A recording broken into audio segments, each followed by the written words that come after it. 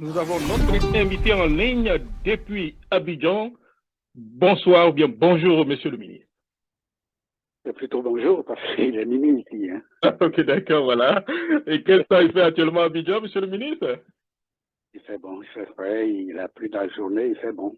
Voilà, ok, J'ai d'accord. un peu un mal de gorge là, donc vous m'excuserez pour ma voix, hein, parce que j'ai essayé d'enrayer ça, je n'ai pas réussi à. On va faire avec. Ah, voilà, l'essentiel, voilà. Nous avons monsieur le ministre, c'était beaucoup plus important, voilà, encore une fois. D'accord, pour l'émission ce soir, nous avons notre panel composé comme si du professeur Cédric Egbané qui nous appelle, il est professeur d'université en Virginie. Et nous allons avoir le journaliste aussi, M. Sherif Haïdara, qui est à Chicago, M. Touré Suleiman, qui est dans l'État de Maryland. Et ensuite, nous avons des auditeurs qui sont actuellement en ligne. Nous avons à peu près 40 personnes qui sont actuellement en ligne pour vous écouter. Je crois qu'on va franchir la base certainement de 100 personnes en ligne pour vous poser des questions. Mais malheureusement, notre émission ne va durer que 1 heure, peut-être 1 heure 15, voilà. Encore une fois, merci beaucoup, monsieur le ministre, d'avoir accepté notre invitation. Professeur Cédric Egbané, comment allez-vous, professeur? Bonsoir Jacques Projet, je vais très bien. Bonsoir Monsieur le ministre Paul Akoto Yao. Bonsoir, monsieur le professeur. Voilà. Ou plutôt bonjour, bonjour, parce que moi, je suis déjà à la journée de samedi ici. Hein. Ok, d'accord. Et nous saluons aussi la présence de M. Seri Blé Armand, qui est président de l'association Zenaza. Il est avec nous, voilà. Donc, pour commencer l'émission, puisque nous n'avons pas assez de temps, voilà, pour parler du professeur, voilà, vous avez été professeur et le ministre, M. Paul Akoto Yao. Il est né le 12 avril 1938 à Sekassou, c'est à Boaké, précisément au centre de Boaké. Tout le monde, tous ceux qui connaissent Sekassou savent que Sekassou, c'est la capitale politique du royaume Baoulé. Ancien élève de l'école nationale supérieure de Saint-Cloud, professeur agrégé de sciences naturelles, option biologie. Pour la petite histoire, il a été le premier agrégé ivoirien, je dirais même de l'Afrique de l'Ouest, sorti de la prestigieuse école normale supérieure Saint-Cloud en France, école normale supérieure que n'a pu intégrer en son temps le grand célèbre M. Senghor. M. Paul Akoto Yao donc est rentré au pays en 1966, il avait que 28 ans, voilà. Et très vite, bon, il a très vite posé des problèmes. Voilà, voilà le président du jury de l'agrégation le félicitant comme le premier Africain du sud du Sahara à avoir eu l'agrégation en sciences biologiques, lui avait aimablement déconseillé de rentrer dans son pays après le complot des arrestations de 1963. Voilà. Le commissaire de police de Saint-Cloud lui avait même soufflé que le président Oufouette le soupçonnait de gauchisme. Voilà, tout ça, nous allons discuter avec le professeur. Ça sera pour tout à l'heure, voilà. Et il a été ministre de l'Éducation nationale pendant 12 ans, de 1971 à 1983, ancien membre du conseil exécutif de l'UNESCO de 1976 à 1980, plus de 1985 à 1989, ancien président de la Fédération mondiale des associations Centre Club de UNESCO, député de l'Assemblée nationale en 1985 à 1999, vice-président de l'Assemblée nationale, aussi vice-président de l'Assemblée internationale des parlementaires de langue française, premier ambassadeur de la République de Côte d'Ivoire auprès de l'Afrique du Sud, ancien ministre des Affaires présidentielles, porte-parole du gouvernement de 1998 à 1999, délégué personnel du chef de l'État, M. Guy Robert, à la francophonie, voilà, voilà, voilà. Et pour des œuvres littéraires, voilà, M. Paul Akoto Yao a écrit l'école à la nation, de l'école à la nation, voilà. Et le deuxième livre, c'est l'envol, le chef-d'œuvre, l'envol des tisserands, c'est un roman, voilà. Et ensuite, troisième œuvre, c'est l'escalier aux 7 marches. Ensuite, chronique à crise ivoirienne, je pense, les 100 ans d'enseignement en Côte d'Ivoire et le cri du jour. Et je crois le tout dernier, c'est l'autre regard. Et c'est en voie d'édition. Encore une fois, bonsoir, monsieur le ministre. Bonjour, bonjour, mais tout ça, c'est très flatteur, mais je ne sais pas si c'est pas le fait de mon inexpérience. Hein. Voilà. Et tout ce qui nous écoute. C'est le fait du hasard. C'est le fait du hasard. Voilà. Tout ce qui nous écoute, nous avons simplifié, si vous voulez, le curriculum vitae de Monsieur le ministre, parce que nous avons à peu près 5 pages, Monsieur le ministre. Voilà. Je veux savoir, juste avant de commencer l'émission, est-ce que vous voulez ajouter quelque chose par rapport à votre curriculum vitae? Non, je pense que ça reflète mon modeste parcours. Hein. Ça n'a absolument rien d'extraordinaire. Je crois que je me suis employé à me fixer des choix et de vie et des principes et j'ai tout fait pour parcourir cela en tenant la ligne. Je crois que dans la vie, ce qu'il faut, c'est de savoir où on veut aller et puis d'avoir des principes de vie, une certaine rigueur, la méthode et puis le reste suit. Hein. Voilà. Merci beaucoup, monsieur le ministre. Voilà, je crois que la première question que nous sommes tentés quand même de vous poser, monsieur le ministre, c'est de savoir exactement que devient monsieur le ministre Paul Akuto Yao. Ça fait pratiquement un bon moment pour parler comme les Ivoiriens que nous n'avons pas quand même de vos nouvelles. Savoir que devient monsieur le ministre d'abord sur, puisque vous aimez bien le dire, sur d'abord la dimension politique, la dimension humaine et aussi la dimension universitaire.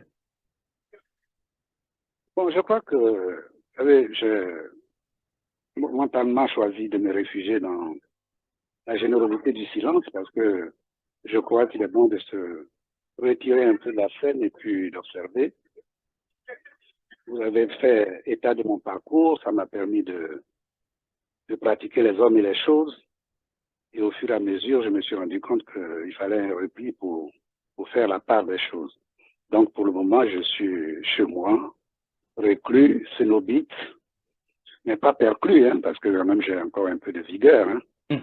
Et j'observe tout ça avec beaucoup d'attention, la vie politique, la vie intellectuelle, l'école ivoirienne, la société ivoirienne qui est complètement bouleversée, qui est en pleine déconfiture et en plein délitement.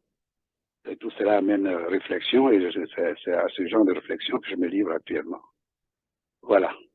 Nous avons encore l'impression que, monsieur le ministre, après cette crise, il va falloir quand même reprendre tout à zéro. Vous avez parlé de l'éducation nationale, vous avez été ministre de l'éducation nationale, c'était le moment où c'était la bonne période, où quand on parlait de monsieur Paul Akuto Yao, bon voilà, c'était pratiquement l'excellence. Mais aujourd'hui, notre université ne forme que pratiquement des hommes à la machette, des pseudo-intellectuels. Voilà, monsieur le ministre. Voilà.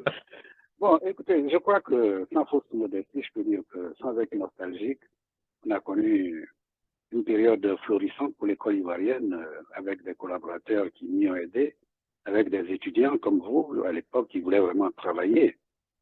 Et puis maintenant, nous sommes dans un renversement total des valeurs. Hein. Vous savez que, depuis la guerre, la notion de mérite a pris un autre sens.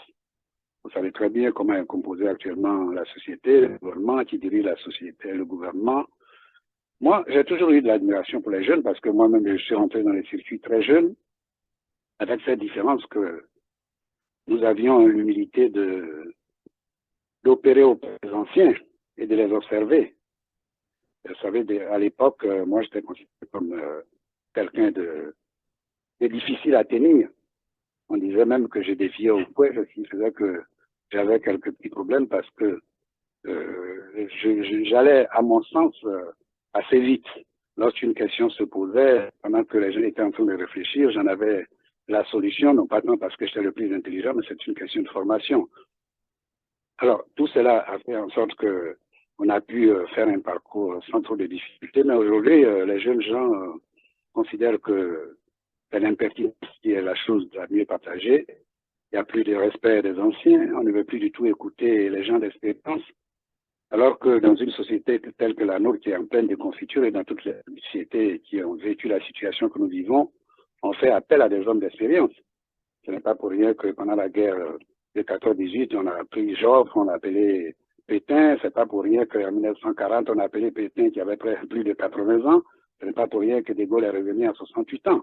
Ce n'est pas pour rien qu'Adenauer a été Premier ministre à 73 ans et est resté jusqu'à 93 ans pour relancer l'Allemagne. Donc, il y a une différence entre savoir et pouvoir. Quand on est jeune, on pense qu'on peut beaucoup, mais est-ce qu'on sait beaucoup? Mais le drame dans nos pays, c'est qu'à partir d'un certain moment, tout est stomacal ici. Le problème, c'est de dire, bon, ceux-là, ils ont assez mangé, c'est notre tour de manger. Parce que je dis que chez nous, dans nos pays, le stomacal l'emporte sur le cérébral. Et la société ivoirienne est dans cet état de décomposition, si bien que tout est à revoir, mais on va le revoir avec qui?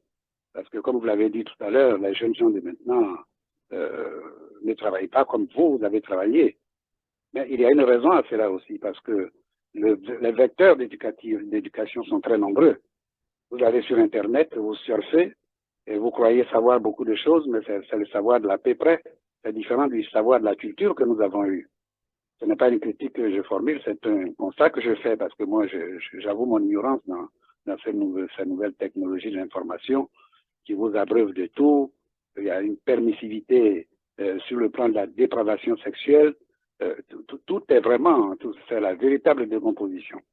Alors, vous me posez la question de savoir ce que je deviens.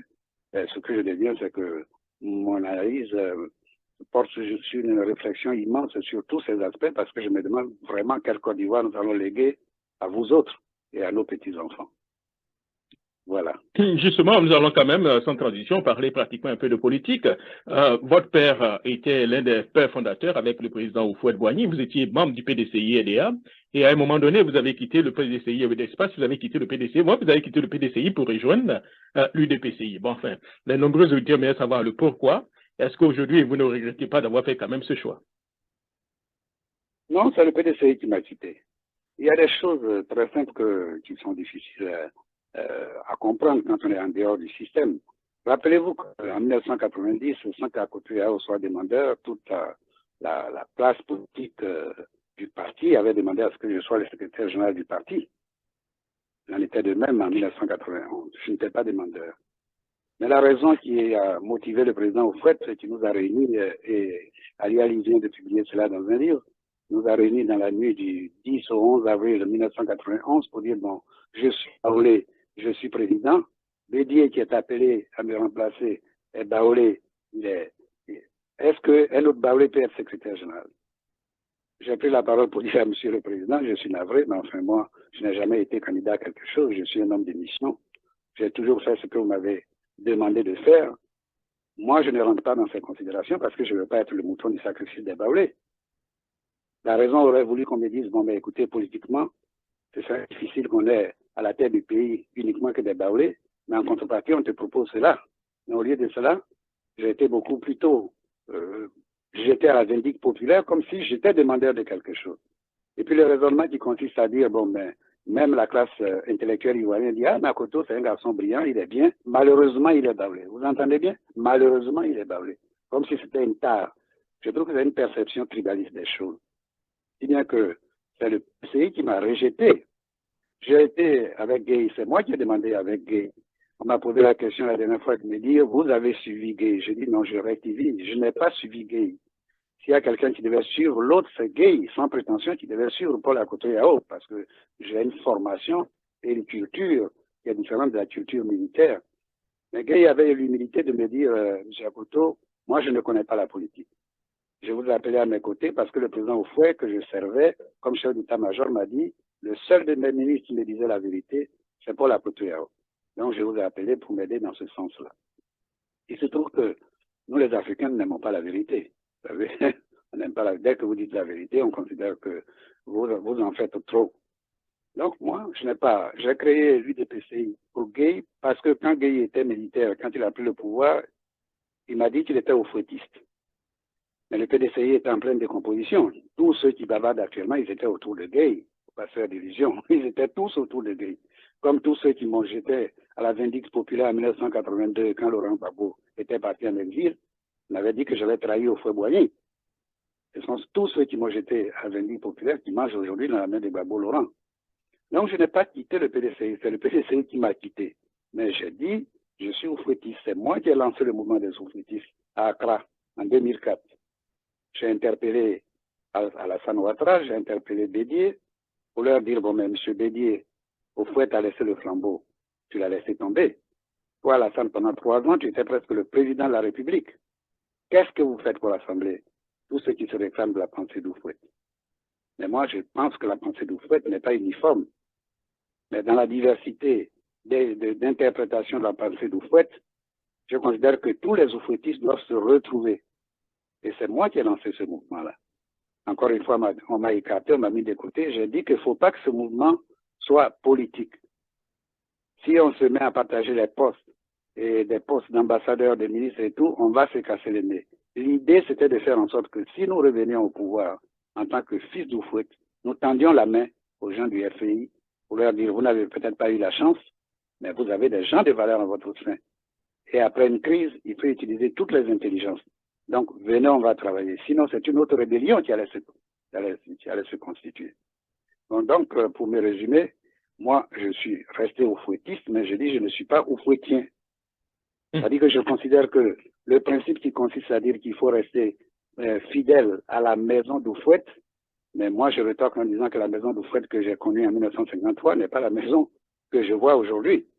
Et que si Sarkozy était resté dans le cadre du Rassemblement du peuple français que De Gaulle avait créé, ben, il ne serait pas du tout en phase avec la génération actuelle.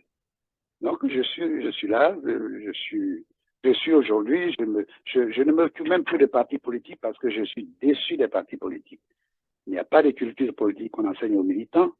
C'est uniquement des clubs de soutien qui font la lèche, permettez-moi le mot, auprès des leaders politiques qui sont considérés comme des dieux parce qu'ils ont de l'argent. On ne doit pas les toucher, on ne doit pas porter la contradiction. Mais tout cela n'est pas en conformité avec ma vision des choses. Donc, je me suis replié. Voilà la réponse que je peux donner à votre question. Merci beaucoup, Monsieur le ministre. Justement, vous avez parlé de trois personnalités, à savoir M. Alassane Dramane Ouattara, le président Laurent Gbagbo et le président Henri Konan Bédié. Quels sont vos rapports avec ces trois personnalités en ce moment? Mais moi, je considère que j'ai un rapport très bien avec tout le monde, puisque moi, je suis conforme avec mes principes. Mes principes sont simples. C'est qu'il y a d'abord le pays, il y a le service de le pays. Vous savez qu'il y a un des reproches qu'on me fait ici en Côte d'Ivoire, on dit à côté orgueilleux, il ne demande jamais rien. Il attend celui qu'on aille le chercher. J'ai dit, mais je n'ai rien à demander. J'ai une formation, j'ai un métier. On m'a confié des missions. Ben, je suis à la retraite. Si on pense que je peux être utile au pays, on m'appelle et on me dit, monsieur Akoto, ben, le pays est dans telle situation, on vous demande de travailler dans ce domaine-là. Si je peux le faire, je l'accepte. Mais je ne vois pas pourquoi je vais aller faire le pied de grue pour demander quelque chose. Mais ça, ce n'est pas accepté. Donc, moi, tous ces chefs de parti, ils ont leurs habitudes, ils ont leurs affidés qui sont autour d'eux, et qui considèrent qu'ils sont des bandits intouchables, on ne doit pas discuter leur point de vue. Donc, moi, j'ai de bons rapports avec eux, mais sur le plan politique, on n'a pas la même perception des choses. C'est le primat de l'argent sur la pensée, ici. Comme moi, je considère que l'argent n'est utile que par ce qu'on peut en faire. Mais l'argent ne parle pas, l'argent ne réfléchit pas. Sinon, tous les milliardaires américains seraient chefs d'État. Bien sûr. Donc, il n'y a aucun problème. Moi, je n'ai pas de problème avec des gens. C'est les gens qui ont peut-être des problèmes avec moi parce que j'ai des principes peut-être trop carrés. Mais chacun de nous sort d'un moule. Moi, je suis sorti d'une école où on m'a enseigné ce que la rigueur. Je suis de formation scientifique, donc je dois coller le plus près possible à ce qui est objectif. Je suis toujours habité par le doute scientifique, donc je ne suis pas dans les micmacs politiciens et tout ça. Et ça ne plaît pas. Ben, écoutez, je reste dans mon coin. Voilà. Merci beaucoup. Justement, pour parler de l'UDPCI, vous avez dit tout dernièrement que, bon, c'en est vraiment fini avec l'UDPCI. Aussi, le président Houphouët avait dit dans son temps qu'on peut construire une maison et ne pas l'habiter. Aujourd'hui, disons, que pensez-vous de l'UDPCI? Voilà. Ah ben, je n'ai rien à penser de ça. Je considère que sans prétention, c'est moitié,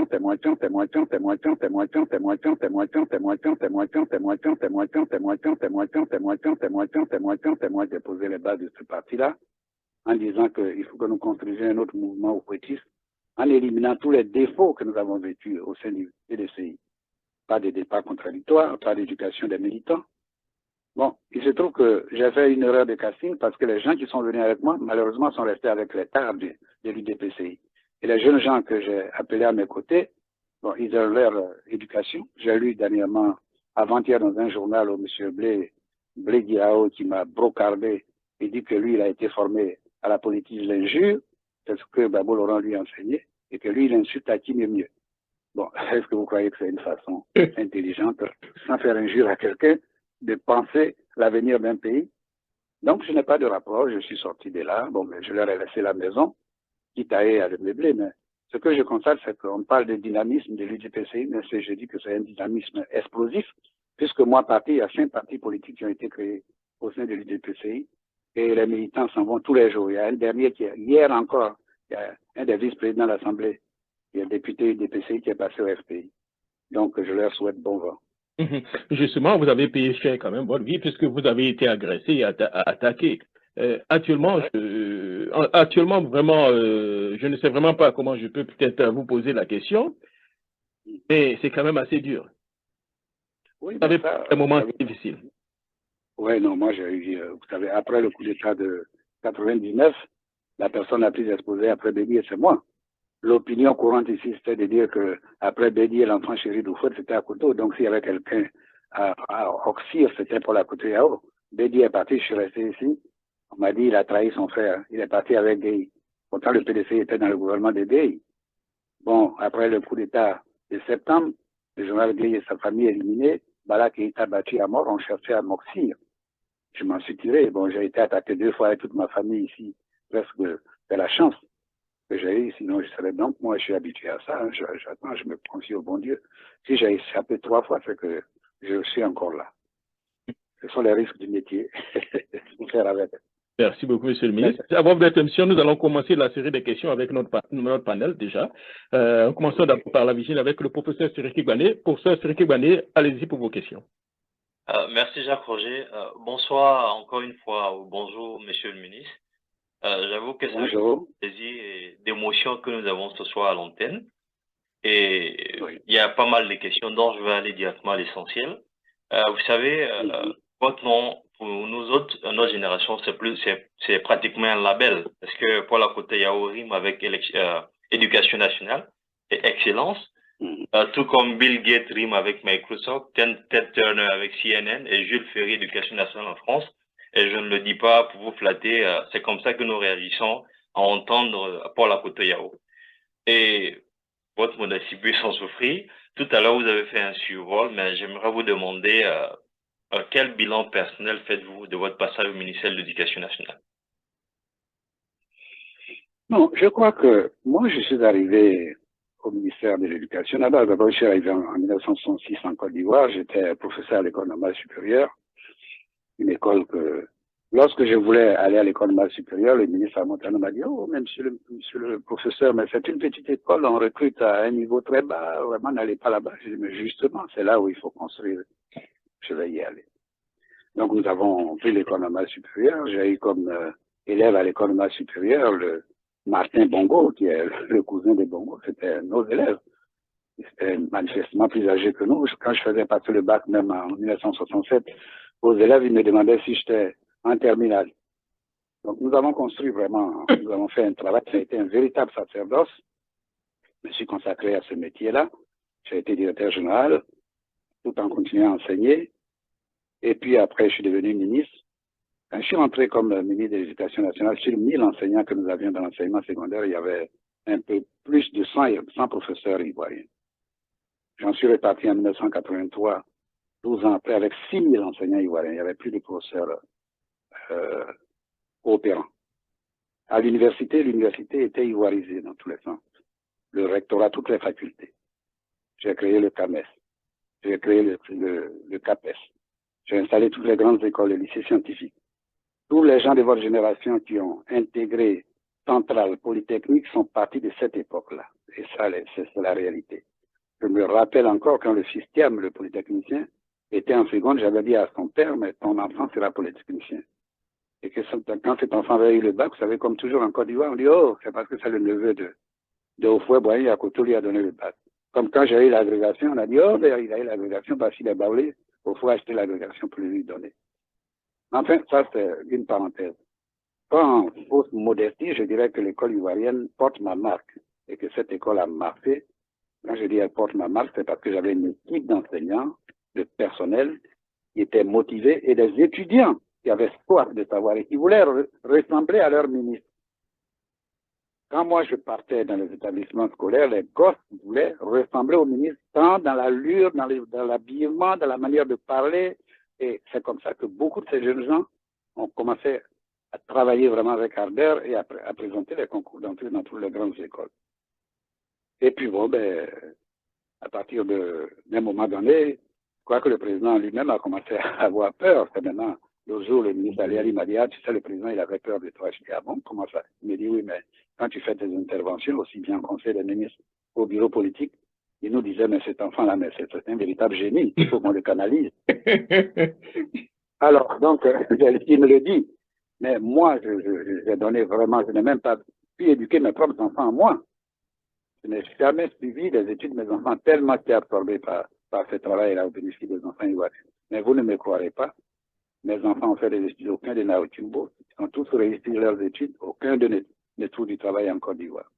Il n'y a pas quelqu'un qui peut dire, mais ce monsieur-là a été utile dans ce pays, et des enfants qui ont les diplômes qu'il faut. Je ne leur demande pas de cadeaux. Moi, je ne suis jamais intervenu auprès de quelqu'un. Mais quand les enfants déposent leur dossier, on dit non, non, ils sont trop intelligents. Ceux-là, ils sont comme leur père, ils sont rigoureux, etc., etc.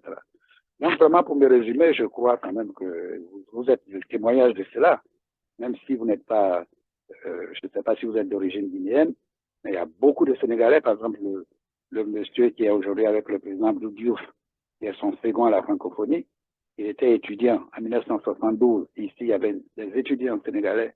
Quand j'ai pris le ministère le 1er décembre 1971, l'université était bloquée. Et les meneurs, c'était les étudiants sénégalais. On disait que c'était le mauvais esprit sénégalais. C'est ce que disait le président. En 15 minutes, j'ai réglé ce problème-là. Le président était époustouflé. Et ce monsieur-là qui est avec le président Abdou Diouf à Marcoussis, quand il a dit au président Abdou Diouf, ah oui, mais voici notre ministre, c'est lui qui m'a reçu comme ambassadeur en Afrique du Sud quand j'étais ministre du sport. Le président Abdou Diouf l'a coupé, il a dit non, mais monsieur Yao, je vous connais. Quand vous étiez venu voir Senghor, j'étais son directeur de cabinet. Mais monsieur Senghor m'a dit que c'est vous qui devez me représenter, être mon équivalent en Côte d'Ivoire. Donc, vous savez, c'est difficile d'être d'un certain niveau dans nos pays africains. C'est vraiment difficile. J'ai des camarades professeurs agrégés qui sont dans les autres pays africains. Certains sont aujourd'hui, ils ont ouvert un bar, ils sont assis. Comme il y a des polytechniciens au Cameroun qui ont ouvert des bars, ils sont assis. Alors, je pense modestement que j'ai fait ma mission, mais je croyais que c'était une passion pour moi, c'était un sacerdoce. Je vous dirais une chose, il y a une révélation. Quand je suis rentré en 6e, le premier livre qui m'est tombé sous la main, c'était un livre d'histoire. Et l'auteur, on a dit, Monsieur X, ancien élève de l'école normale supérieure, agrégé de l'université. Et j'ai dit à mon voisin, moi, un jour, j'écrirai des livres et je serai ceci. Je ne savais pas ce que c'était qu'une école normale supérieure, encore moins l'agrégation, en 1952 en Côte d'Ivoire. Et je suis parti avec cette idée, et c'est ce que j'ai réalisé. C'est ça. Donc, dans ma vie, je me suis toujours fixé des objectifs et j'ai essayé de les atteindre. Donc, je crois que vraiment, grâce à vous d'ailleurs, grâce aux enseignants qui m'entouraient, grâce aux étudiants qui étaient enthousiastes de résultats, voilà aux États-Unis, professeurs dans les universités. Je crois que c'est ma grande satisfaction, là, c'est ma grande fierté. Mais nous aussi, nous sommes fiers, en fait, de nous reconnaître en vous. Et j'aimerais aborder la seconde question.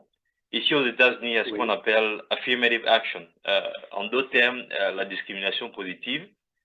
Pour expliquer brièvement, vous savez certainement ce que c'est l'acte politique qui consiste à promouvoir des minorités, les Noirs, les Hispaniques et les Indiens notamment, parce que en temps normal, ils ne sont pas assez équipés pour compétir avec la majorité blanche.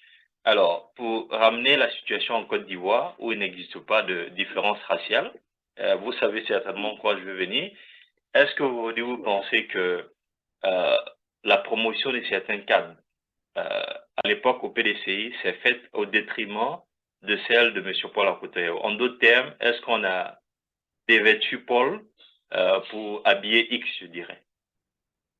Comme ça, c'est le cas. Oui, je vous ai dit tout à l'heure, mon problème, c'est quoi? Mon problème est dramatique. Je vous dis qu'il y a des intellectuels ivoiriens, des professeurs d'université, pendant que j'étais le ministre, il y avait le débat de la dromologie opposé au débat de Zadi et autres. On parlait d'acanitude sur le campus. Mais tous ces enseignants disent, ben écoutez, le ministre Akouta, c'est un garçon bien, mais malheureusement, il est baoulé. Vous voyez? Vous voyez jusqu'où ça peut aller. Une chose à laquelle je n'ai jamais pensé, parce que tout le combat que j'ai eu à mener à l'éducation nationale, le président considérait les intellectuels comme des dangers. Lorsque Babo Laurent est parti, qu'est-ce qu'on a dit? On a dit Akoto a fait partir Babo, il est contre Houphouët-Boigny. Babo qui est bêté, Akoto qui est bablé. Mais moi, je n'ai jamais raisonné en ces termes. Même jusqu'ici, je ne comprends pas ce genre de... Mais par contre, tous les intellectuels ivoiriens de quelque origine qu'ils soient disent, bon, mais M. Akoto, on reconnaît qu'il est brillant, mais malheureusement, il est bablé, les bablés ont fait leur temps. Donc, tant pis pour lui. C'est quand même dramatique. Et c'est ça qui nous a envoyés dans cette situation. Parce que le problème d'Alassane, c'était facile à résoudre. À supposer que par extraordinaire, Alassane ne fut même pas ivoirien. Le problème, c'était simplement de dire, bon, écoutez, dans ce pays, au fond, amis des Français ministres, nous avons eu Savadogo, nous avons eu Diawara. Ben, ce garçon est venu, il a travaillé pour la Côte d'Ivoire, il veut rester avec nous, ben, on lui donne la nationalité, puis il reste avec nous. C'était réglé. C'était aussi simple que ça.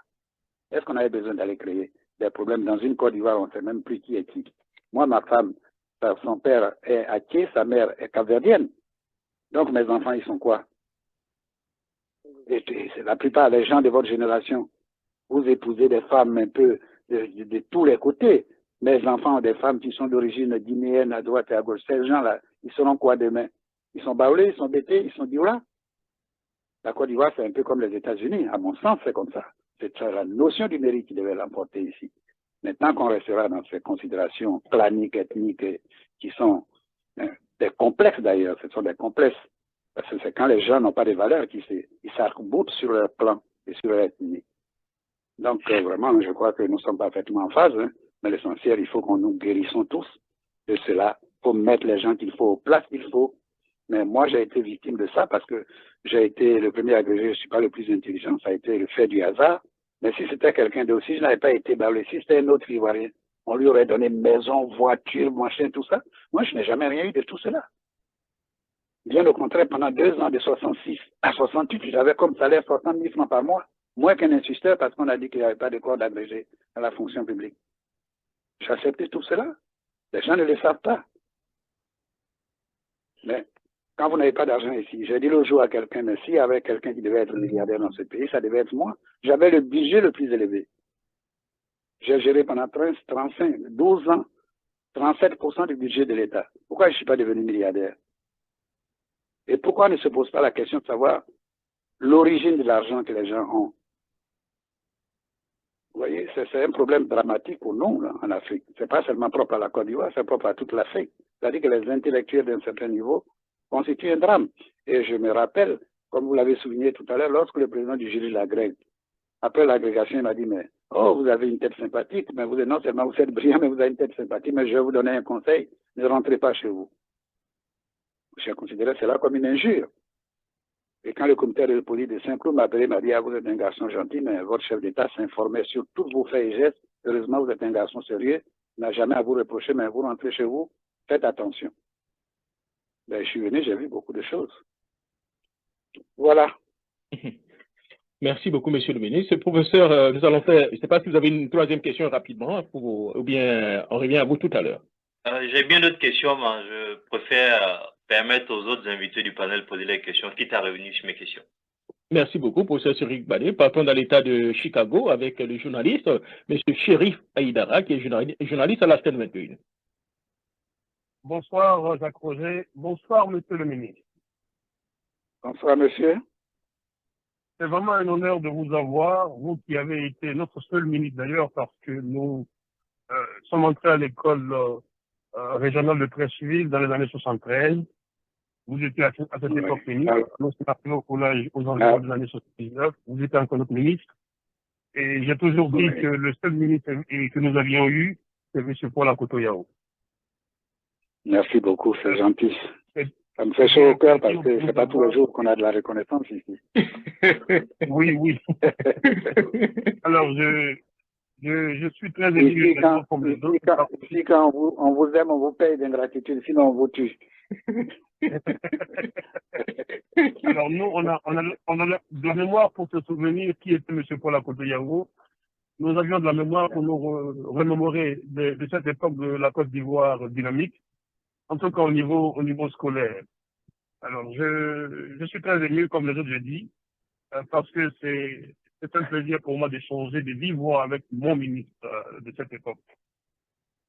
Merci beaucoup. Merci. Alors, Excellence, si aujourd'hui on devait évidemment vous donner la charge de l'éducation nationale en Côte d'Ivoire, quelles sont les déficiences du système scolaire en Côte d'Ivoire que vous allez résoudre et qu'est-ce qu'il faut en réalité pour que notre école redevienne ce qu'elle a été dans notre région, je dirais même en Afrique tout simplement. Oui, le problème de fond, c'est que ce n'est pas seulement propre à la Côte d'Ivoire, nous avons maintenant partout une société de violence et il y a la pression de tous les vecteurs éducatifs qui font que, avec Internet, les enfants sont soumis à un certain nombre de sollicitations. Moi, j'appelle cela d'ailleurs, qui n'est qu'une des choses. Il y a une culture de l'à peu près. Il fait que, si moi, aujourd'hui, je devais revenir à l'éducation nationale, mais je vais appeler tout le monde, on va s'asseoir, parce que je suis aujourd'hui en déphasage avec la société. Je passe mon temps à écouter les chansons zouglou, à regarder à la télévision comment les jeunes gens évoluent. Je sens et je discute beaucoup avec, heureusement, ils viennent me voir. Les élèves et étudiants se rappellent, il y a, ma mère m'a dit, mon père m'a dit, vous étiez machin, et puis ils oublient même qu'ils me prennent comme leurs petits copains. Parfois, j'appelle mes enfants, je dis, mais vous voyez mes enfants, mais ils viennent, ils me parlent, ils me tutoient, hein, Pablo, ben oui, mais etc., etc. Et je dis, oui, mais votre société est là. Moi, je ne la comprends pas. Je ne la blâme pas, mais je ne la comprends pas.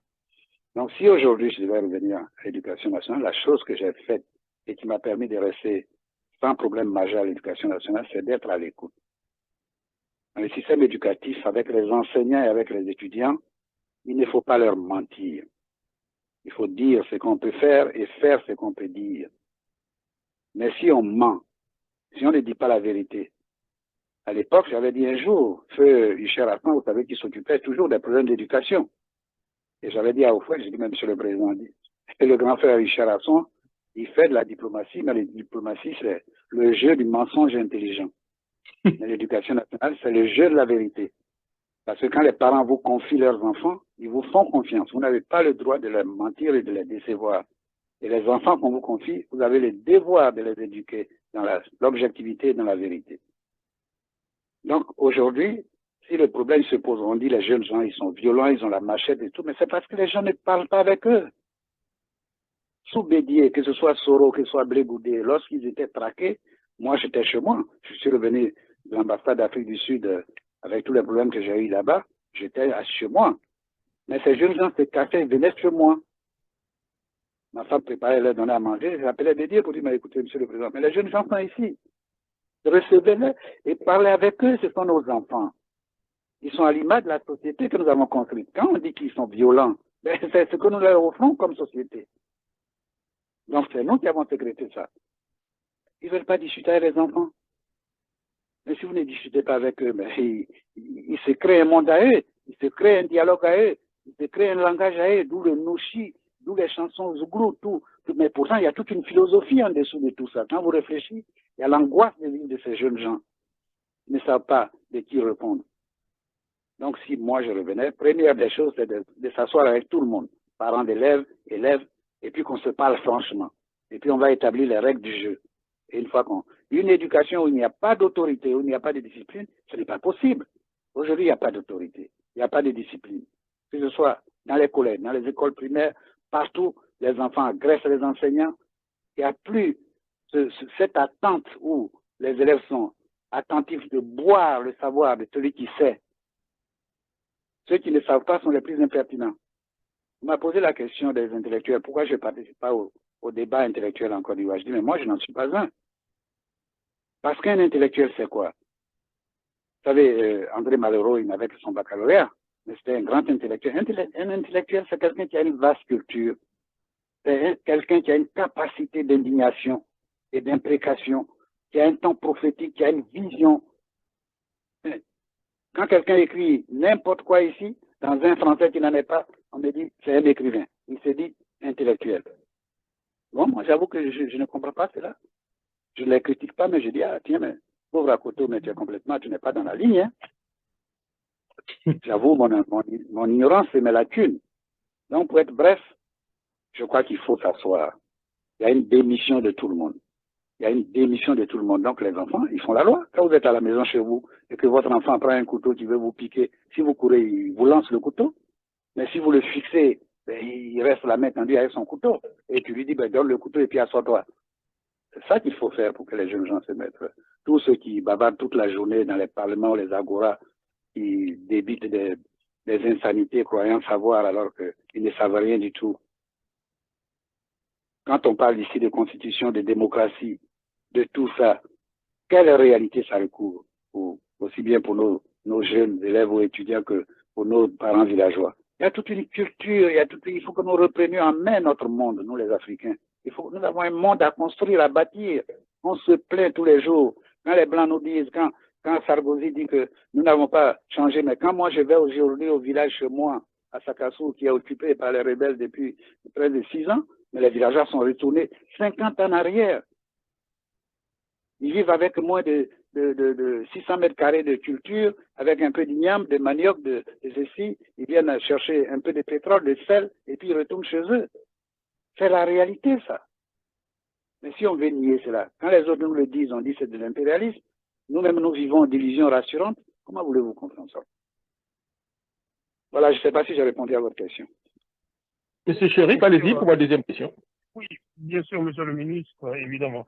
La deuxième question vient des propos tenus il y a de cela quelques années par Pologo qui disait que depuis l'avènement du multipartisme en Côte d'Ivoire, donc depuis la veille des années 90, eh bien, rien n'a marché en Côte d'Ivoire, ni l'école, ni l'économie, disons absolument rien. Est-ce qu'en réalité, le multipartisme est à blâmer dans nos sociétés, telles que la Côte d'Ivoire, par exemple? Non, c'est pas une mauvaise chose, mais le constat, c'est que tout ce qui est à l'origine de tout cela, ce sont des enseignants. Ce sont des enseignants qui sont au pouvoir aujourd'hui. S'il y a une chose qui devait marcher le mieux en Côte d'Ivoire, ça devait être l'école. Mais comme par extraordinaire, c'est ce qui marche le moins bien. Jusqu'à la vente des épreuves. Jusqu'à l'ENA où on achète. À l'école de police, on vend les épreuves. Mais c'est ça le grand drame. Qu'est-ce que ces intellectuels qui ont dit qu'il fallait que nous vivions dans le cadre du multipartisme pour qu'il y ait la liberté d'expression et que le pays puisse avancer, qu'est-ce que ça a donné? C'est la grande question. Je crois que le problème de la Côte d'Ivoire aujourd'hui se pose. Il y a Fadente Martin qui m'a fait poser un certain nombre de questions. Ça va sortir bientôt. Ce que je vous dis là, vous allez voir, je suis rentré vraiment dans les détails pour expliquer certaines choses aux gens. Vous savez, quand à l'époque on m'accusait d'avoir volé l'argent de Boaké et Korobo, l'université de Boaké et Korobo, j'ai dit au président, au Fouet, j'ai dit même monsieur le président, j'ai volé, mais alors qu'est-ce que vous faites? Quelle est la conclusion que vous faites? Vous n'allez pas laisser un voleur enseigner le vol aux enfants ivoiriens. Mais ce qu'il y a, c'est que c'est un budget d'investissement. Je ne suis pas le ministre de la Construction, ce n'est pas moi qui construis. Comment j'ai pu sortir l'argent d'un budget d'investissement où il y a toute une procédure d'exécution des coffres de l'État à l'insu de votre ministre de l'Économie et des Finances et de votre ministre de la Construction? Mais qu'est-ce que vous faites, ces gens-là? C'est là qu'il s'est rendu compte vraiment de la vanité de cette accusation. Je dis, mais moi, je gère un budget de fonctionnement. Depuis 12 ans, c'est les bourses des étudiants, c'est le salaire des professeurs, c'est les équipements pédagogiques. Est-ce que pendant ces années, les professeurs n'ont pas été payés? Est-ce que les étudiants n'ont pas eu leur bourse? Et pourtant, toute la Côte d'Ivoire bruissait ici de rumeurs. À côté d'un voleur, il a volé l'argent des Boaké et Korobo et tout ça. Jusqu'à ce que lui-même se rende compte que c'était une préoccupation. On trouvait que j'étais trop têtu. Il fallait me réduire, il fallait me coller quelque chose pour tuer soi-disant ma personnalité. Mais c'était peine perdue. Moi, je suis resté carré sur mes principes pour dire, écoutez, vous irez jusqu'au bout de votre propre logique. Donc, ce n'est pas le multipartisme qui est mauvais en soi. Mais ceux qui ont envoyé le multipartisme qui sont au pouvoir aujourd'hui, qu'est-ce qu'ils font? Pourquoi l'école ne marche pas en Côte d'Ivoire, alors que c'est la chose qui devait marcher le plus? Alors, je ne peux pas vous donner de réponse parce que c'est toute une série de questionnements qu'on doit se faire. Comme vous posez ces questions-là, c'est les questions que moi je me pose tous les jours. Qu'est-ce qui fait que cette Côte d'Ivoire, qui a des jeunes gens talentueux comme vous, qui a des cadres de valeurs qui sont là, qui a des étudiants, on les critique, mais ce sont des gens, quand on les met en condition et en situation, ils donnent le meilleur d'eux-mêmes. Comment se fait-il que ça ne bouge pas? Mais c'est parce que nous avons donné le primat à l'argent et aux facilités. Aujourd'hui, ce qui prime ici, c'est tu as l'argent, tu as des petits bigots, comme ils disent, et puis tu es dans les bars climatisés tous les soirs, hein, avec des films porno qui circulent, et puis voilà, on s'en contente. Mais est-ce que vous croyez qu'on va construire la Côte d'Ivoire après crise avec ça? Vous êtes aux États-Unis, vous savez très bien que dans tous les pays, les Blancs, ils provoquent les guerres parce qu'ils veulent relancer leur économie. On a détruit le Koweït, mais on a reconstruit tout de suite le Koweït. Si nous étions comme eux, après cette crise-là, mais la Côte d'Ivoire devait repartir de plus belle. Mais vous verrez que dans 50 ans, vous trouverez les murs désossés, déboîtés encore en l'état, parce que personne ne va se préoccuper de reconstruire ça. Donc c'est un drame. Il faut que nous y réfléchissions tous. Merci. Voilà. Merci beaucoup, Monsieur le ministre. Nous partons dans l'État de Maryland avec Monsieur Touré Souleymane. Bonsoir, Monsieur le ministre Touré Souleymane. Que de bons souvenirs, je dirais, au Collège catholique. Merci beaucoup. Pour faire une grève contre les prêtres. À l'époque, vous avez intervenu, j'étais le leader, en quelque sorte, des élèves. Vous étiez à Dalois? Oui, à Dalois, oui. Oh, oui, je me rappelle, oui. C'était vous mon interlocuteur, alors. Voilà, le leader, là. Le meneur de grève, il est là avec vous en direct. Allez-y. Ouais, là, je crois que je vous ai réduit assez facilement. Hein. Je sais pas, à côté, il y avait quelque chose qui m'a vraiment plu à vous. C'est que j'étais encore en classe de 6e et il y avait des gens qui étaient jusqu'en terminale. Et lorsque l'homme parlait, vous avez dit devant le directeur, attention, ce petit va me ressembler, hein.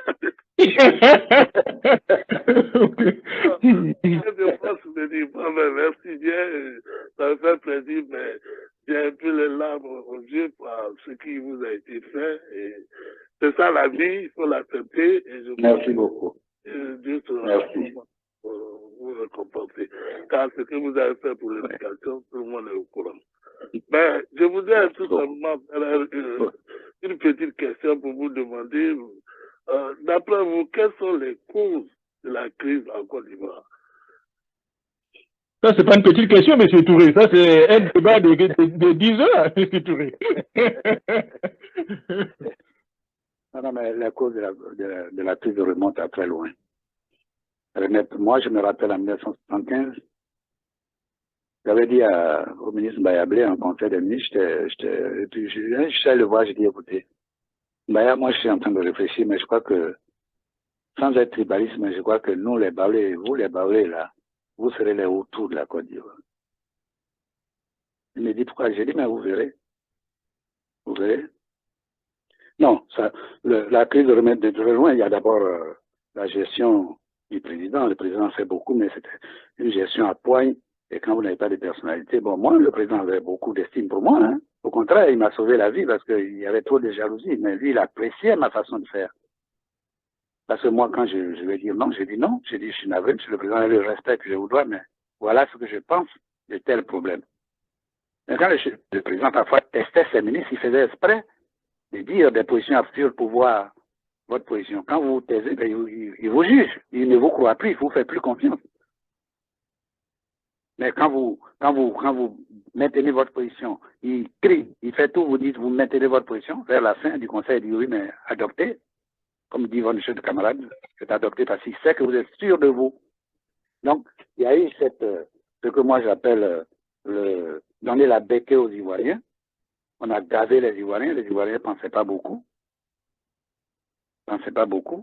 Et une fois que le président est parti, que les problèmes ont commencé à se poser, personne n'a voulu anticiper sur la réflexion.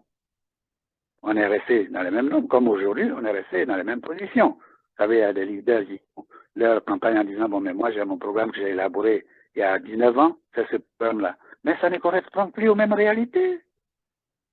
Les jeunes gens de maintenant, quand vous voyez, il y a d'abord une maturation physique telle que vous voyez une jeune fille de 13 ans, c'est une femme faite. Vous voyez un garçon de 15 ans, c'est un homme, il a 1m90, il est baraqué et tout. Donc, avec des gens comme ça, il y a toute une réflexion, il y a un nouveau discours, il y a une nouvelle pédagogie, il y a une nouvelle vision. Mais on ne veut pas penser. Dès que vous vous mêlez de réfléchir et d'essayer de dire ce qui n'est pas la pensée commune, on dit, oh, celui-là, il veut quoi encore? Qu'est-ce qu'il veut celui-là? Nous, on est venu à Abidjan pas pour regarder la lagune, on veut manger, lui, il parle son gros français. Alors donc, le mal, il est profond. Il ne date pas de maintenant. Et même maintenant, avec cette crise, je n'ai pas eu le sentiment qu'on ait tiré la leçon de ce qu'on a vécu. Personne de nous ne s'est posé la question de savoir comment subitement, en 1999, il y a eu un coup d'État. Personne de nous ne se pose la question de savoir comment, en 1992, il y a eu un coup d'État. Aujourd'hui, on dit on va vers la paix, que ça va et tout, mais on voit tous les balbutiements, on voit tous les essais-erreurs, on voit tous les... Mais on vit dans l'illusion rassurante qu'on attend les élections. Parce qu'on s'imagine qu'une fois qu'on a fait les élections, celui qui est président, il va faire des miracles. Mais il va faire les miracles avec qui? Il n'y a pas d'école. Il n'y a pas de professeurs. Il n'y a pas de défense des policiers. Les gens raquettent. Il n'y a rien sur lequel on peut reposer. C'est un débat de fond, c'est un problème très grave. Quand vous allez rentrer en Côte d'Ivoire, vous allez être surpris qu'il y a une véritable décomposition. Et nous qui vivons là-dedans, moi, je ne sors pas beaucoup. Maintenant, je sors, je suis tellement déçu quand je rentre chez moi. Je dis, mais enfin, ce n'est pas possible. Parce que je peux rester 3 mois dans ma maison, les gens ne savent même pas que je suis à Abidjan. Mais il n'y a plus de rue, tout est dégradé. Pourtant, il y a toutes les belles voitures du monde qui sont là. Alors, donc, mon cher ami, c'est une crise dont le départ part de très loin. Bon, après les événements de 63, le président a détendu un peu la chose, mais quand il a vu que les jeunes gens s'étaient lancés, bon, c'était très, très subtil de sa part. Moi, je ne lui reproche pas. Parce que s'il n'avait pas fait, il n'aurait pas fait le développement qu'il a fait. Maintenant que nous sommes libérés, qu'on parle tous les jours, on fait des discours, qu'est-ce que nous avons fait? On a construit quoi? On a construit quoi? Moi, j'ai comme le sentiment que nous, les nègres, on a besoin d'être tenus fermement et je comprends pourquoi sans approuver cela, mais je comprends pourquoi les Toubabs nous chicotaient. Parce que si les Toubabs ne nous avaient pas chicotés, nous ne comprenions pas la nécessité d'une route d'un village à un autre. Nous n'avions pas la notion de commerce. C'était du troc. À la maison, tu as de la viande. Bon, la voisine vient te demander, le soir, tu lui donnes un morceau, le lendemain, elle donne une igname. C'est comme ça qu'on fonctionnait. Et comme dit à Oufouet, on avait la potasse, on n'avait pas de sel. On le goûtait au sel. Et quand vous avez un ami qui vient du nord, que vous avez hébergé en partant, il vous donne un peu de sel j'aime, c'est ça qu'on goûtait le sel. Et nous sommes restés un peu dans cette note-là. Mais il faut qu'on saute le pas. Le plus extraordinaire, c'est que nous sommes prompts à reconnaître ce que nous font les Blancs. Oui, ils sont venus piller nos essous, ils nous volent. Mais puisque nous connaissons le mal, pourquoi on ne le guérit pas? Nos ressources sont là, pourquoi on ne va pas pomper le pétrole? Pourquoi on n'essaierait pas le fer du Monimba? Et pourtant, on a des ingénieurs.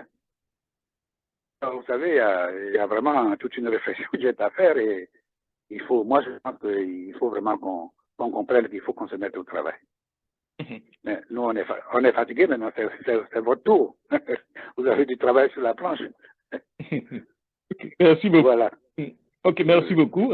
Nous allons partir du côté de New York avec M. Pat Diallo, qui est journaliste international. Il est guinéen, il a fait l'Union soviétique, il a fait l'Europe, il a fait ses études en Union soviétique, il a travaillé en Europe, il est aux États-Unis. M. Pat Diallo, allez-y, je sais, vous avez fait la Côte d'Ivoire, vous connaissez très bien le ministre Paul Akoto Yao. Avez-vous une question pour lui? Allô, M. Pat Diallo? Monsieur Pat Diallo? Oui, vous m'entendez, Jacques Roger? Voilà, on vous entend parfaitement. Merci beaucoup, Jacques Roger. Bonsoir, monsieur le ministre. Bienvenue sur ce plateau. Merci beaucoup. Merci. Oui, j'étais à Abidjan pendant quelques années. J'ai failli être étudiant à l'université d'Abidjan. Mais malheureusement, c'était la même année. Les tarifs d'inscription sont montés de 5 600 francs à 56 000 francs pour les étrangers. Alors, je ne pouvais pas payer 56 000 francs comme frais d'inscription. Il fallait venir me voir. C'était en quelle année exactement? C'était en quelle année exactement? C'était, je crois, en 80 ou 81. Oui, mais ça, c'est le genre de problème. Ma prétention que je réglais parce que je comprenais bien ces choses-là. Je me rappelle, j'ai croisé l'autre jour dans l'avion le ministre de la coopération du président ATT, donc quand on était à Accra, à la négociation. Il est venu me voir, il m'a dit, monsieur le ministre, c'est vous qui m'avez sauvé. Lorsque je suis arrivé à Abidjan, je voulais m'inscrire en faculté de droit, tout était bloqué. Et quand je suis allé vous voir, je vous ai demandé, vous venez d'où? Du Mali. J'ai dit, mais il n'y a pas de raison, vous êtes nos frères. Et vous m'avez fait inscrire. Et le président ATT est venu me voir, il m'a dit, monsieur Akoto, vraiment, moi, je voudrais vous rencontrer parce que vous êtes un homme de fidélité. Vous avez été avec le général Gueye, vous êtes resté fidèle. J'ai dit, mais moi, j'ai des principes. Je ne connaissais pas le général Gay, il m'a appelé, il m'a fait confiance, il m'a respecté et je lui ai dit la seule chose qu'on ne se trahisse pas. Voilà. Donc, je suis persuadé que si vous m'étiez venu me voir et que vous m'avez expliqué votre histoire, on aurait trouvé une solution. Je n'en doute pas, monsieur le ministre. Merci. Donc, voilà, de toute façon, ce qui m'inquiète, moi, dans nos sociétés africaines, c'est l'université. L'université, elle fait maintenant totalement le contraire de son rôle qu'on attendait. Voyez-vous, avant, après les années d'indépendance, nos universités, c'est là où vraiment couvait le feu du développement. C'est là où venait vraiment le développement. Les idées étaient tout à fait différentes de ce que nous voyons aujourd'hui. Aujourd'hui, c'est dans nos universités que nous avons des mauvais esprits qu'on éduque, et ce sont des mauvais esprits-là qui ont tendance plutôt à retarder nos pays ou bien même à les détruire. Que pensez-vous de ça? Écoutez, moi, c'est un drame que je vis Je vous dis que ma vie est faite de drame parce que, sans prétention, je pense que j'ai consacré la meilleure partie de ma vie à l'éducation et j'y ai cru. J'y ai cru, moi, je suis normalien des pieds à la tête. J'ai commencé comme au cours normal. À l'époque, c'était pour former des instituteurs. Je suis venu à l'école normale de Dabou, c'était pour former des instituteurs. Je suis allé faire l'école normale supérieure. Donc, toute ma vie, j'ai voulu être enseignant et j'ai voulu faire de l'éducation. Et c'est ce qui a justifié le fait que je me suis vraiment consacré à ça et que c'était une passion pour moi, c'était une passion. Mais ce que j'observe aujourd'hui, c'est que, mais ça, c'est pas une critique, hein. Je crois que vous savez, moi je suis biologiste, on vous dit que la condition de survie dans un environnement, c'est de s'adapter à l'environnement. Mais l'environnement actuel est complètement à l'opposé de ce que nous avons connu, parce que ce n'est plus une culture du livre. Ce n'est plus une culture du livre.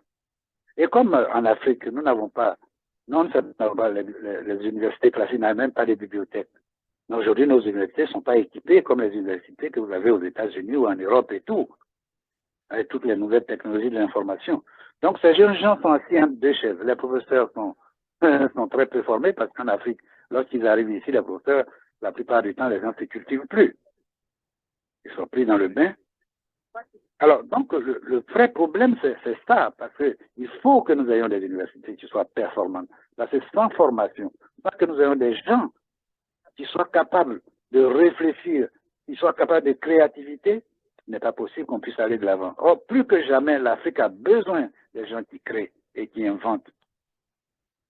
Mais ce n'est pas dans ces universités que je vois là. Hein. Que faire? Que faire? Que faire? Que faire? Tous les enseignants aujourd'hui ils font de la politique. Oui. Tous les opposants en Côte d'Ivoire, tous les leaders politiques sont des enseignants. Et une fois qu'ils sont arrivés au pouvoir, ils ont retiré tous les professeurs de l'université, ils sont tous dans les ministères et dans les administrations. Il reste les petits assistants, là, leurs petits assistants qui sont là. Comment voulez-vous faire du travail sérieux et efficace avec ça? Et c'est partout pareil, en Afrique. Donc, mon cher ami, je crois que ce sont des interrogations et des angoisses que nous vivons les uns et les autres, mais il faut sauter les pas, il ne faut pas rester aux angoisses. Bon, nous autres, moi j'ai 70 ans maintenant, hein. Donc il me reste quoi à faire? C'est vous. C'est vous. C'est vous qui devez venir avec ce que vous avez comme apport. Vous avez fait tout ce parcours-là, je suppose que vraiment vous devez être quelqu'un de très, très, très, très, très complet après avoir fait la Russie. Alors, je vais vous donner un exemple. Dans l'économie supérieure, on faisait des grèves. Et puis un jour, j'ai réfléchi, j'ai dit, mais enfin, c'est une bêtise que je suis en train de faire. Nous, on gagnait largement notre vie, on était très bien payés et tout, on avait des études dans des conditions extraordinaires, tous les grands professeurs venaient et tout. Et puis ces gars-là passaient tous les soirs à plaider la cause des ouvriers de Billancourt. Et puis un jour, je leur ai dit, écoutez, moi, je n'ai pas d'usine chez moi. Quand vous parlez de lutte des classes, c'est le système informel qui est chez moi. Moi, mes parents sont des paysans, ce n'est même pas des grands planteurs. Ils ont un petit champ d'igname et tout ça. Donc, ces réalités-là, quand Mao a dit que le communisme chinois est un communisme paysan, il avait raison. Mais nous, en Afrique, nous adoptons toutes ces théories-là à partir de quelle réalité?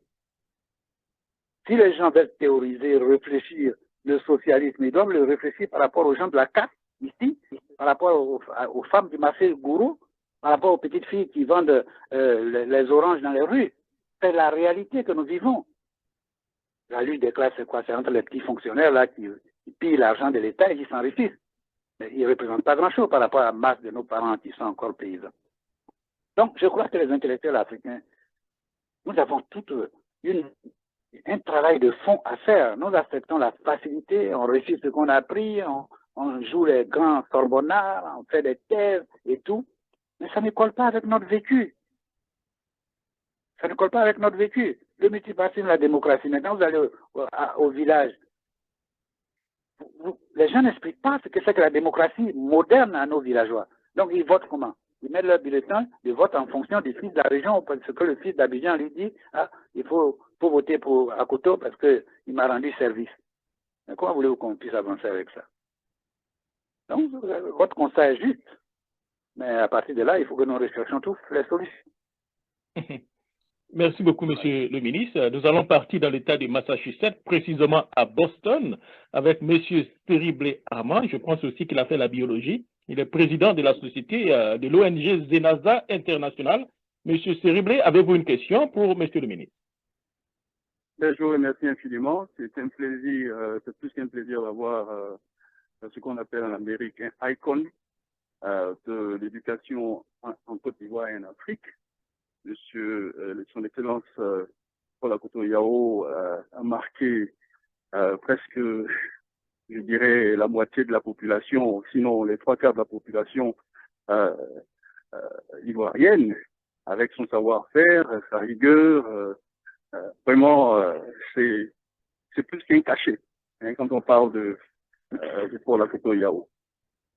J'ai entendu, j'ai écouté avec beaucoup d'attention ce que son Excellence a dit, mais je voudrais je voudrais poser quelques questions, j'en ai plusieurs, mais voyez, Excellence, quand nous allons à l'extérieur pour faire des études, l'équivalence entre nos diplômes, les diplômes à l'extérieur, sont presque nous dévalorisent. Il semble que au niveau du ministère de l'Éducation en Côte d'Ivoire, il n'y a pas d'effort réel.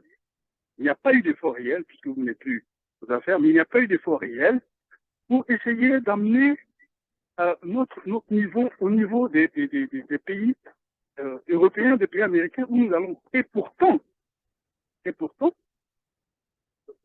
quand nous commençons nos études ici, on a le sentiment qu'on fait beaucoup plus que nos collègues. Vous voyez. Donc, on est léger, tant au niveau, excusez-moi, tant au niveau de la formation, de la durée de notre formation, parce qu'on doit faire plus, travailler plus, mais on doit payer beaucoup plus. Alors, je pense que ce n'est pas fini, vous n'êtes pas au garage pour parler terre à terre.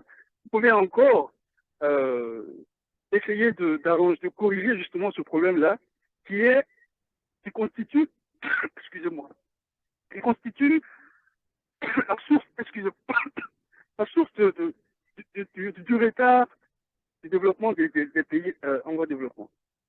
Parce que quand vous commencez par exemple, un étudiant qui a fait la médecine en Côte d'Ivoire, qui vient ici aux États-Unis pour faire ses performer, on lui demande de prendre d'autres cours, alors que cet étudiant-là est vraiment calé, vous voyez. Et ça, c'est dans plusieurs domaines, surtout en sciences.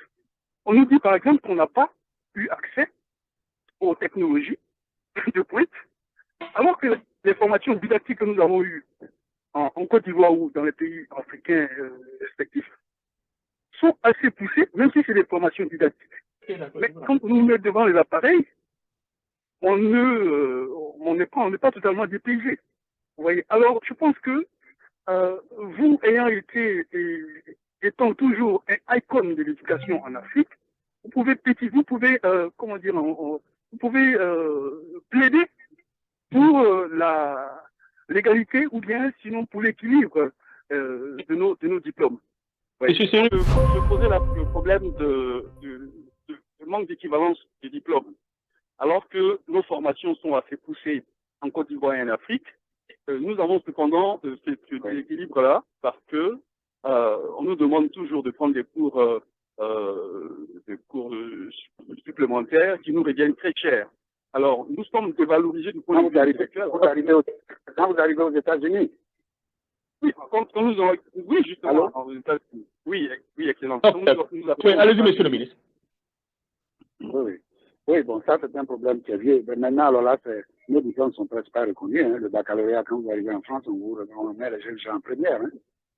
Bon, de mon temps, on avait essayé de résoudre ce problème-là.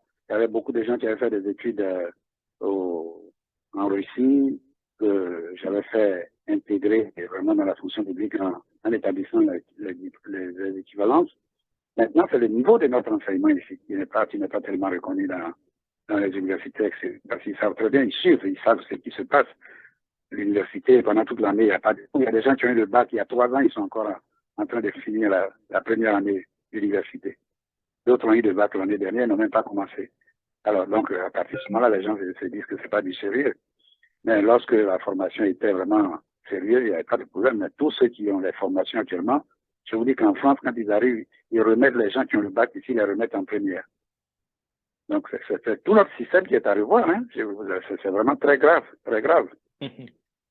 Vraiment, je suis navré, mais... Mais oui, monsieur le ministre, aussi, vous avez décidé quand même de mettre votre savoir au service de l'association, je dirais, de l'Institut AIE, je crois, DS, voilà, avec monsieur Niamey Yao, qui lui aussi était un grand militant du PDCI-RDA. Il a été tout directement radié du PDCI-RDA. Quel commentaire faites-vous pratiquement de tout ça? Bon, ben écoutez, moi, la réalité du PDCI, je l'ai dit, je dis simplement que moi, en tant que oufotiste, ce que vous pouvez nous enseigner, c'est le dialogue, et plus tard que nous enseigne que la patience, plus de pouvoir que la force. Hein. Plutôt que les contraintes, il faut discuter avec les gens. Parce que voilà un des problèmes que je me pose. Ici, on considère qu'il y a toujours des traîtres. Mais on ne se pose pas la question de savoir pourquoi on trahit celui qui dit avoir été trahi. Il y a beaucoup de gens qui ont quitté certaines personnes, certains leaders de partis politiques qui étaient des amis intimes à lui, et tout ça, ils les ont quittés. Si c'était une personne, 4-5 personnes sont là, mais tu dois te remettre en question. Donc, je considère que ça, c'est un problème interne à eux. Moi, j'ai dit que la maison où Fouet-Boigny doit être restaurée. Nous n'avons rien inventé, nous suivons ce qui se passe à l'extérieur. On aime imiter ici, tout le monde s'est dit, Obama est arrivé, les jeunes, c'est les clients des jeunes. Mais Obama, vous avez bien vu comment il a fait les choix. Il n'a pas resté le ministre de la Défense qui était là. Il n'a pas pris un vice-président qui a 72 ans parce que lui, il est jeune.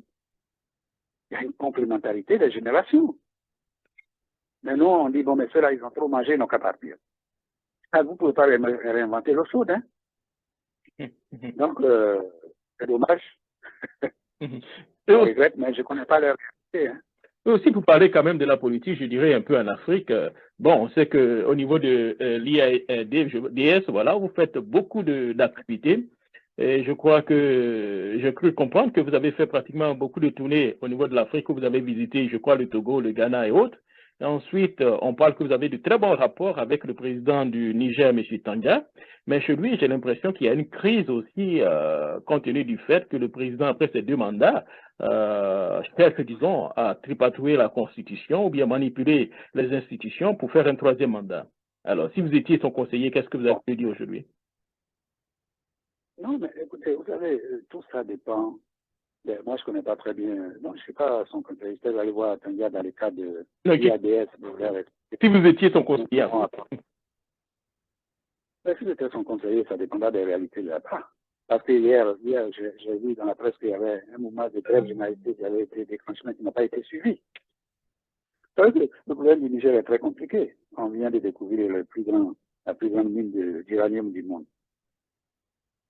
La 2e. Bon, Tanga a été très ferme, très dur sur les négociations. Il a obtenu beaucoup de choses. S'il y a un nouveau qui arrive, il suffit simplement qu'on aille lui tendre un appartement ou quelques billets, alors que lui, il ne s'est pas laissé faire. Donc, moi, vu de l'extérieur comme ça, ça paraît, bon, sur le plan théorique, réflexion, la démocratie, etc., ça paraît extraordinaire. Mais il doit y avoir des réalités profondes là-bas, que nous ne connaissons peut-être pas. Il doit y avoir des réalités profondes. Bien sûr, si on reste dans la norme classique, ça paraît vraiment complètement aberrant comme ça qu'on dissolve l'Assemblée, on supprime le Conseil constitutionnel, on nomme des gens à sa dévotion, etc., etc. Bon, c'est complètement incohérent. Mais il n'est quand même pas fou. Okay. Il n'est pas fou. Voilà. Ce que nous allons faire, puisqu'il nous reste à peu près 10 minutes d'émission, nous allons faire pratiquement le tour de la table, permettre à nos frères qui sont dans le panel en même temps, soit de faire un petit commentaire ou bien de poser une question en 1 minute. Et ensuite, je vais vous donner les 5 dernières minutes pour faire non seulement votre point, le point de tout ça, et puis votre mot de fin, avec votre permission, bien sûr. Voilà. Okay. Voilà, nous partons directement dans l'état de la Virginie avec le professeur Siriki Gbani. Professeur Siriki Gbani, votre mot de fin en 1 petite minute. Vous avez un petit commentaire ou bien une question? Allez-y. Merci Jacques Roger. J'ai même beaucoup de questions, mais je serai obligé de me limiter à une seule, vu que nous n'avons pas beaucoup de temps. Tout à l'heure, je crois que vous avez évoqué les écrits du ministre Paul Akotey Yao. Je voulais en venir justement sur sa dimension de littéraire.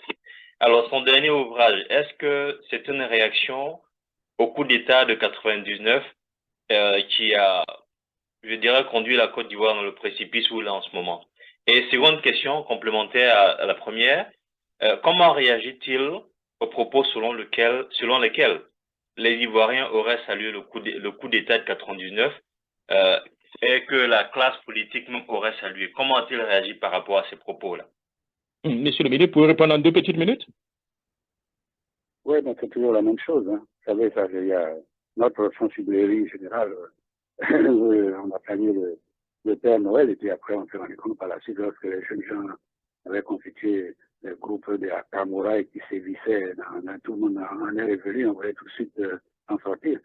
Bon, d'abord, au point de vue ouvrage, le dernier ouvrage qui est en voie d'édition depuis longtemps d'ailleurs, c'est-à-dire c'est la série de réflexions que j'ai faites depuis toujours.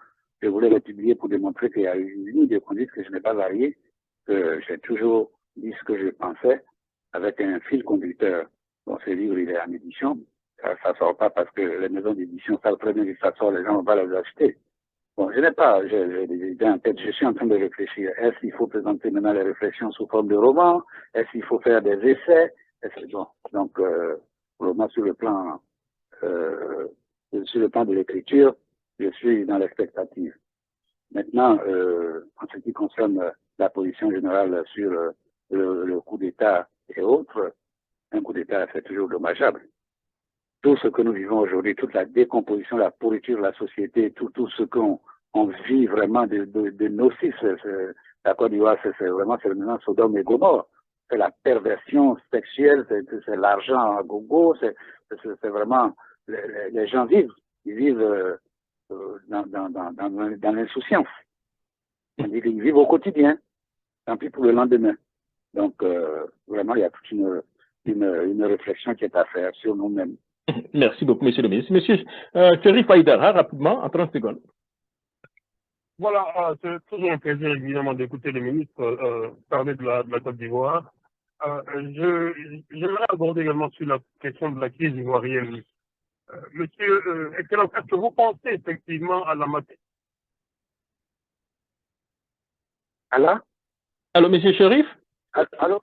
Monsieur Chérif Haïdara, je ne peux pas couper, ça passe. Voilà, nous avons un petit problème avec. Mais...